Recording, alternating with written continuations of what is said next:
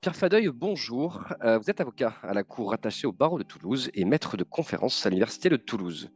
Vous êtes, on peut le dire, un spécialiste de la question des groupements d'employeurs, sujet que vous étudiez et pratiquez depuis plus de 20 ans maintenant. Vous êtes également l'un des partisans de longue date de la mise en place d'une convention collective de branche des groupements d'employeurs. Je suis donc ravi, à ce titre et de nombreux autres, d'échanger avec vous aujourd'hui sur le sujet.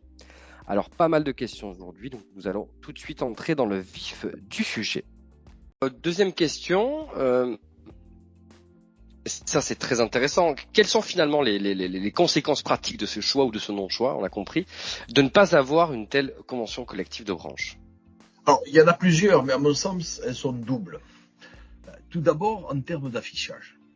Les salariés des groupements d'employeurs se voient appliquer une convention collective qui ne correspond pas à leur secteur d'activité. Comment peut-on avoir une identification avec un dispositif si ce dispositif a recours à des règles qui ont été élaborées pour d'autres? L'autre conséquence, c'est sur un plan politique. Vous l'avez dit tout à l'heure. Tous les dispositifs de prêt de main-d'œuvre, l'intérim, l'aide à domicile, le portage salarial, les chantiers d'insertion, ont tous leur propre convention collective.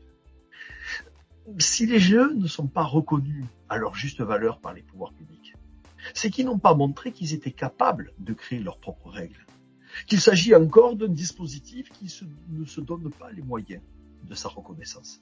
Et la convention collective fait partie de ces moyens de reconnaissance. Un grand merci pour votre temps aujourd'hui et pour tous ces éclairages. Je serai ravi d'échanger dans le prochain podcast avec vous sur des sujets un peu plus techniques, mais qui concernent toujours la convention collective de branche et qui, je n'en doute pas, vont passionner nos auditeurs. Merci à vous et ça sera un plaisir de rediscuter avec vous.